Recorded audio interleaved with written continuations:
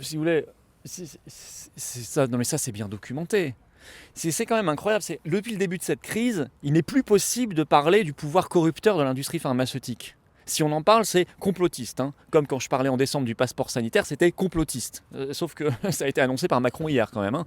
Donc là, le complotisme est devenu une réalité. Bon, l'industrie pharmaceutique, c'est une industrie, je ne dis pas qu'on n'en a pas besoin. Je ne suis pas dans une vision binaire des choses. Il y a des choses qui sont bien, mais il y a aussi des dérives très fortes, une vision de la médecine aussi dans laquelle on nous entraîne, alors qu'on pourrait réfléchir autrement.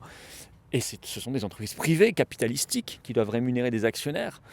Et il se trouve que, on sait, il y a eu des rapports du Sénat, de la Chambre des communes britannique, des rapports de l'ONU, des rapports d'associations, d'ONG comme Transparency International, qui ont fait des rapports ces dernières années, qui ont démontré que c'était le secteur qui corrompait le plus dans le monde.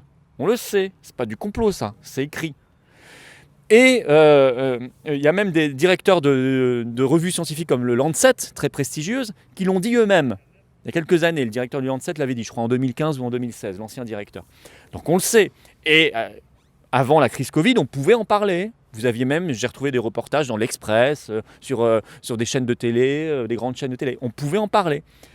Donc quand on parle de ça, c'est pas un délire, c'est pas un fantasme, c'est une réalité économique, financière, politique. Voilà. Donc effectivement, moi je constate depuis le début de cette affaire que en France et dans d'autres pays, en tout cas occidentaux, on promeut tout ce qui est cher. Remdesivir, plus de 2000 euros la semaine de traitement. Aujourd'hui, les anticorps, le nouveau traitement à partir d'anticorps, plus de 2000 euros le traitement, qui sont pourtant assez controversés, voire pire pour le Remdesivir, on sait que c'est totalement inutile, voire dangereux.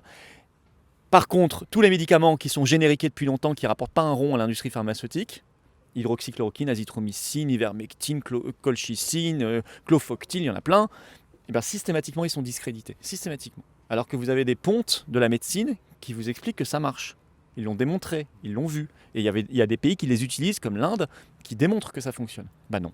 Donc là, effectivement, il y a de quoi se poser de très sérieuses questions sur la collusion entre les intérêts financiers et les intérêts politiques. Mais ce que je dis là, c'est d'une banalité sans nom. C'est pas besoin d'aller chercher un complot. C'est vieux comme le monde, cette affaire. Ça s'appelle la corruption, ça s'appelle les liens d'intérêts, ça s'appelle les conflits d'intérêts. C'est pas à moi de démêler le vrai du faux. C'est au peuple français d'avoir la lucidité de comprendre et d'observer ce qui se passe. C'est éventuellement au juge et à la justice de dire les choses quand on en a besoin. Mais c'est d'abord au peuple français de faire le ménage.